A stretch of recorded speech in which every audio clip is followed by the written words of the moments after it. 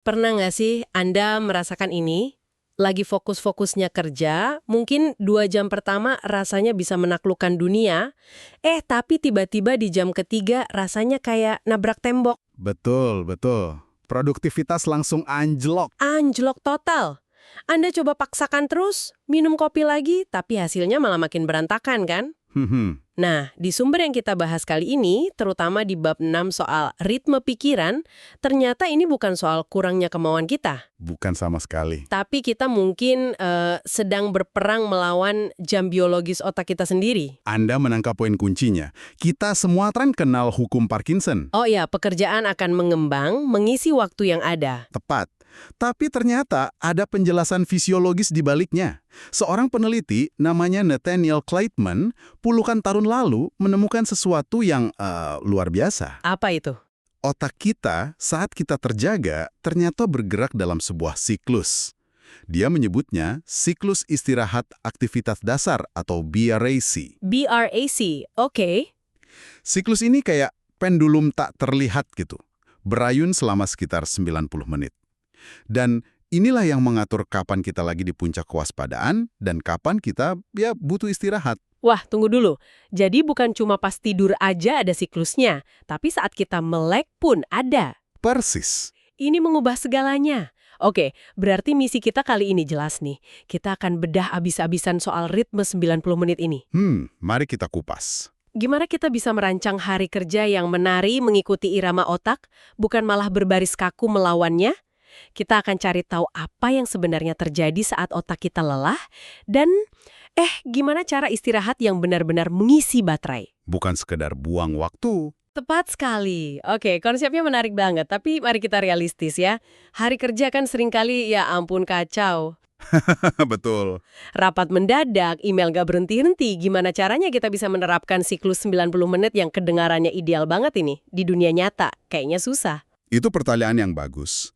Karena memang kuncinya bukan pada kekakuan, tapi pada kerangka kerja. Kerangka, oke? Sumber kita ini menyarankan untuk melihat 90 menit itu sebagai satu blok kerja. Tapi, kalau Anda sudah merasa lelah, atau mungkin sudah sore hari, ya jangan paksakan 90 menit. Oh, jadi bisa disesuaikan. Tentu, mungkin 60 menit sudah cukup. Fleksibilitas itu penting. Oke, jadi durasinya bisa disesuaikan, lalu di dalam blok 60 atau 90 menit itu, apa kita harus tancap gas terus-menerus? Nah, disitulah letak kesalahan yang sering kita buat. Justru sebaliknya, sumber ini menyarankan kita menerapkan aturan 80-20 di dalam sesi itu. 80-20? Maksudnya gimana tuh? Artinya, kerjakan 80% tugas yang paling berat, yang butuh konsentrasi tinggi di 20% waktu pertama. Oh, Jadi, kalau sesinya 90 menit, hajar pekerjaan paling sulit itu di sekitar 18-20 menit pertama, saat otak masih segar. tunggu, ini menarik. Jadi alih-alih mencoba lari maraton selama 90 menit, ini lebih kayak lari sprint di awal, terus sisanya jogging santai. Persis seperti itu. Saya sering salah loh, justru pemanasannya yang lama, baru di akhir-akhir mau tancap gas pas energi sudah habis. Banyak yang seperti itu. Anda melakukan bagian tersulit saat sumber daya mental Anda paling melimpah. Setelah sprint awal itu, Ya, sisa waktu 40-70 menit berikutnya bisa Anda pakai buat pekerjaan yang lebih ringan. contohnya seperti balas email, merapikan data, gitu-gitu ya. Betul. Tugas-tugas administratif yang nggak terlalu menguras otak. Dan setelah sesi itu selesai, baru kita istirahat. Berapa lama jeda yang ideal? Sekitar 10-20 menit. Cukup untuk memutus siklus dan mengisi ulang. Oke, Tapi ada satu peringatan keras dari sumber ini. apa itu? Dalam satu hari, batasi total kerja mental yang sangat intensif, yang tadi kita sebut sprint, tidak lebih dari 4 jam. 4 jam? Kok kayaknya sedikit sekali ya? Secara teori ini masuk akal, tapi jujur aja, di dunia nyata, siapa yang bisa membatasi kerja intensif cuma 4 jam sehari? Saya paham. Rasanya tuntutan bos atau klien nggak kenal kompromi. Gimana kita bisa menerapkan ini secara realistis? Ini bukan berarti Anda cuma kerjaan 4 jam sehari ya. Oh, oke. Ini artinya Anda cuma punya sekitar 4 jam waktu emas untuk pekerjaan yang benar-benar butuh kekuatan otak penuh. Sisa hari kerja Anda diisi dengan tugas yang lebih ringan. Kalau Anda memaksakan lebih dari 4 jam kerja super intens, Anda sebenarnya sedang meminjam energi dari hari besok. Jadi seperti utang energi ya? Tepat. Akibatnya, Besok Anda bangun dengan baterai yang sudah nggak 100%. Masuk akal. Itu menjelaskan kenapa setelah hari yang padat banget, besok paginya rasanya udah lelah duluan. Tapi tunggu, jadi aturan 90 menit ini nggak berlaku untuk semua orang. Saya kira ini semacam resep universal. Nah, itulah bagian yang paling menarik. Untuk pekerjaan yang sangat logis dan terstruktur, kayak engineering atau akuntansi, metode ini bisa sangat efektif. Oke. Sumber Anda kan memberi contoh, seorang insinyur yang sukses besar dengan teknik Pomodoro yang memecah kerja dalam interval pendek pakai alarm. Iya, saya baca itu. Tapi rekan kerjanya yang seorang desainer justru merasa tersiksa. Tersiksa? Kenapa? Setiap kali alarm berbunyi, momen aha atau ilham kreatif yang sedang dia bangun langsung buyar. Benar sekali. Itu benar-benar membuka mata. Berarti kreativitas itu butuh semacam kekacauan yang teratur ya, bukan kotak waktu yang kaku.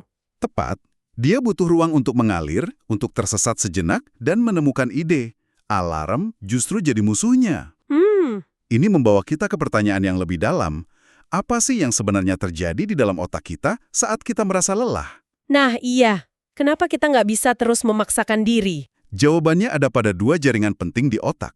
Saat kita fokus, ada bagian di korteks prefrontal yang disebut jaringan kendali kognitif atau CCN. CCN. Anggap saja ini CEO atau manajer proyek di otak kita. Tunggu dulu. Jadi ada jaringan spesifik di otak yang kerjanya kayak manajer proyek, dan kalau dia lelah, ada jaringan lain yang ambil alih dan nyuruh kita lelamun. Persis. Itu luar biasa. Seakan-akan otak punya sistem fail-safe sendiri ya. Tepat sekali. Saat si manajer proyek alias CCN ini bekerja terlalu keras, ada teori dari peneliti Clay Holroyd yang menyebutkan bahwa aktivitas mental intens ini menghasilkan semacam limbah metabolisme. Limbah? Iya, rasa lelah yang kita rasakan itu sinyal bahwa penumpukan limbah ini lebih cepat daripada kemampuan otak untuk membersihkannya. Wow. Jadi saat Anda memaksa terus, Anda sebenarnya memaksa otak berenang di dalam sampah beracunnya sendiri. Analogi yang kuat sekali. Jadi kayak jalan tol di jam sibuk. Karena terlalu banyak mobil, akhirnya macet total. Analogi yang sempurna. Informasi jadi nggak bisa lewat dengan lancar. Betul. Sebuah penelitian di Singapura bahkan menunjukkan visualisasinya. Pada otak yang lelah, rute informasi jadi nggak efisien. Otak mulai mencari jalan tikus yang lebih lambat karena jalan tol utamanya terganggu.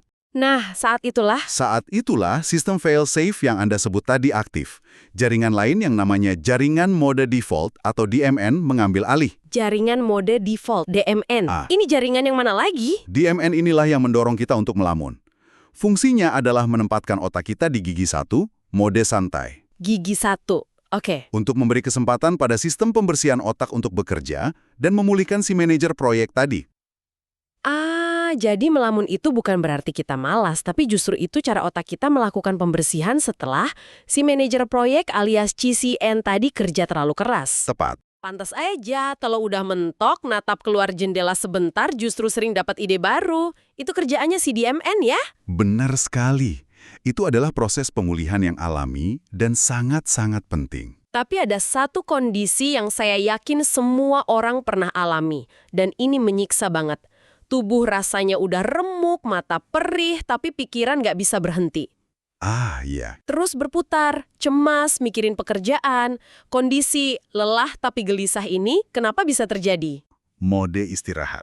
Iya? Tapi tuntutan pekerjaan atau ambisi kita sendiri seringkali membuat kita melawan sinyal itu. Kita bilang ke diri sendiri, ayo, sedikit lagi. Benar-benar. Tanggung nih. Nah, upaya sadar untuk melawan kelelahan ini justru seperti menginjak pedal gas dalam-dalam, mendorong otak kita ke gigi 3. Gigi 3. Mode darurat. Tepat. Mode darurat atau fight or flight. Jadi ada semacam perang saudara di dalam kepala kita. Otak ingin istirahat di gigi 1, tapi kita paksain tancap gas ke gigi 3. Tepat sekali. Hasilnya adalah kondisi tired and wired itu. Lelah tapi gelisah. Anda merasa waspada, tapi sangat mudah terdistraksi. Pikiran Anda sibuk, ide lompat ke sana kemari, tapi nggak ada satupun yang bisa diselesaikan. Performa justru anjlok drastis. Benar-benar nggak efektif ya? Sama sekali tidak. Ada studi menarik pada mahasiswa yang lagi ujian akhir. Setelah periode kerja paksa dan kurang tidur itu, mereka butuh lebih dari 1 minggu untuk pulih sepenuhnya secara kognitif. Lebih dari seminggu. Itu harga yang mahal banget untuk dibayar. Sangat mahal. Ini benar-benar mengubah cara saya memandang istirahat. Dulu, saya pikir jeda itu cuma buat orang males atau yang nggak berdedikasi. Banyak yang berpikir begitu. Tapi dari penjelasan Anda, jeda justru jadi senjata rahasia orang produktif. Tapi kayaknya nggak semua jeda sama efektifnya ya. Anda benar. Jeda harus strategis. Sumber yang Anda berikan membaginya menjadi dua jenis yang sangat praktis. Oke, apa aja itu? Pertama adalah stasiun pengisian daya atau charging station. Ini jeda super singkat, cuma beberapa menit. Oh, yang pendek-pendek ya? Betul, tujuannya untuk mengkalibrasi ulang otak Anda kembali ke gigi 2 mode fokus optimal. Caranya tergantung kondisi Anda. Gimana tuh? Kalau Anda merasa bosan dan ngantuk, artinya turun ke gigi 1, lakukan aktivitas fisik singkat, berdiri, peregangan, atau jalan cepat di sekitar ruangan. Oke, gerak badan. Sebaliknya, kalau Anda merasa stres dan cemas, artinya naik ke gigi 3, lakukan latihan pernafasan dalam untuk menenangkan sistem saraf. Oke, jadi kalau saya ngantuk dan bosan, saya harus bergerak. Tapi kalau saya stres dan panik, saya harus diam dan atur nafas. Bener gitu? Tepat. Ini kayak P3K untuk otak ya? Itu ringkasan yang sempurna. Lalu jenis kedua adalah stasiun istirahat atau rest station. Yang lebih lama. Iya, ini jeda yang lebih lama, 10-25 menit, yang Anda ambil di akhir siklus 90 menit. Dan lagi-lagi, cara terbaik melakukannya tergantung kondisi Anda saat itu. Maksudnya? Kalau Anda sedang lelah tapi gelisah atau tired and wired, pikiran Anda kan masih nyala. Iya, masih balapan. Anda butuh distraksi aktif untuk mematikannya. Distraksi aktif itu contohnya seperti apa? Bisa dengan olahraga, atau main game yang menyerap perhatian kayak Tetris, atau salah satu yang paling efektif adalah relaksasi otot progresif atau PMR. Oke, olahraga dan Tetris saya paham, tapi relaksasi otot progresif, terus terang saya baru dengar. Itu seperti apa prakteknya? Itu adalah teknik di mana Anda secara sadar mengencangkan satu kelompok otot, misalnya mengepalkan tangan sekuat tenaga selama 5 detik, lalu melepaskannya, dan merasakan sensasi relaksasinya. Oh, Anda lakukan ini berurutan dari ujung kaki sampai kepala. Sebuah studi pada pekerja call center menunjukkan bahwa melakukan PMR selama istirahat makan siang membuat mereka jauh lebih nggak lelah di sore hari. wah menarik. Ini sangat efektif untuk mematikan mesin pikiran yang terus berputar itu. Oke, itu untuk kondisi lelah tapi gelisah. Gimana kalau kita benar-benar terkuras? Lelah tapi pikiran udah kosong, nggak gelisah sama sekali. Nah, untuk kondisi tired and not wired ini, pikiran Anda sudah siap untuk istirahat total. Jadi, lakukan aktivitas yang tenang dan nggak menuntut. Contohnya? Duduk diam, menatap keluar jendela, melamun, jalan santai tanpa tujuan, atau baca novel ringan. Kuncinya di sini adalah menghindari input baru yang bisa memicu emosi atau pikiran, seperti buka media sosial atau ngobrol dengan rekan kerja tentang topik yang berat. Ah, bener juga. Itu bisa tanpa sengaja naikin gigi kita lagi ya. Tepat. Dari semua jenis jeda ini, sumber Anda menyoroti satu yang paling superior. Kayak tombol reset pamungkas untuk otak. Tidur siang. Betul, tidur siang adalah alat pemulihan yang luar biasa kuat jika dilakukan dengan benar. Dengan benar ya. Iya. Dari segi durasi, bahkan 15 menit aja sudah cukup untuk meningkatkan kewaspadaan, tapi ada studi pada pekerja kantoran yang menemukan bahwa durasi 20 menit memberikan manfaat paling signifikan. Oh, jadi ada sweet spotnya ya? Ada, sweet spot yang direkomendasikan itu antara 20-30 menit. Kenapa segitu? Ini durasi yang cukup untuk menyegarkan otak, tapi cukup singkat untuk mencegah Anda masuk ke fase tidur dalam atau slow wave sleep. Ah, fase di mana kalau kita bangun malah jadi pusing itu kan? Betul, yang biasa disebut sleep inertia. Kepala berat, binging. Saya tahu persis perasaan itu. Rasanya kayak baru bangkit dari hibernasi. Butuh 15 menit cuma buat ingat nama sendiri. Iya, jadi kuncinya 20-30 menit, jangan lebih. Oke, ada tips lain? Ada satu lagi yang sering diabaikan, posisi. Cobalah untuk tidur dalam posisi sepipih atau sehorizontal mungkin. Maksudnya berbaring? Iya. Ternyata ini bisa meningkatkan kualitas restoratif dari tidur siang secara signifikan, bahkan yang singkat sekalipun.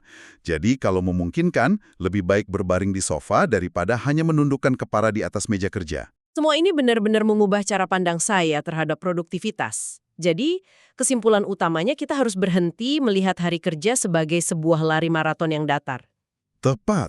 Berhentilah melihatnya sebagai garis lurus yang harus dijalani tanpa henti. Tapi lebih seperti? Lebih baik lihat hari kerja Anda sebagai serangkaian gelombang, siklus 90 menitan, dengan puncak dan lembahnya. Dengan menghormati ritme alami otak ini, fokus intens, lalu istirahat restoratif, Anda tidak hanya akan lebih produktif, tapi juga jauh lebih berkelanjutan. Anda nggak akan terbakar habis. Mendengarkan sinyal kelelahan dari otak dan meresponsnya dengan jeda yang tepat, itu ternyata adalah bentuk kerja cerdas yang sesungguhnya ya. Bukan kerja keras membabi buta. Betul. Persis.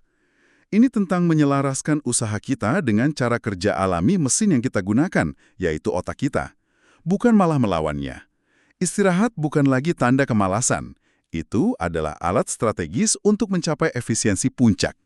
Sebagai penutup, kami ingin meninggalkan Anda dengan satu pemikiran untuk direnungkan. Coba ingat kembali satu sesi kerja yang baru saja Anda lalui hari ini. Di menit keberapa Anda mulai merasakan fokus goyah atau mulai membuka tab media sosial? Apa reaksi Anda saat itu? Memaksa lanjut atau mengambil jeda? Dan berdasarkan pembahasan kita hari ini, bagaimana Anda akan merancang sesi kerja Anda berikutnya secara berbeda untuk memanfaatkan siklus 90 menit ini demi keuntungan Anda?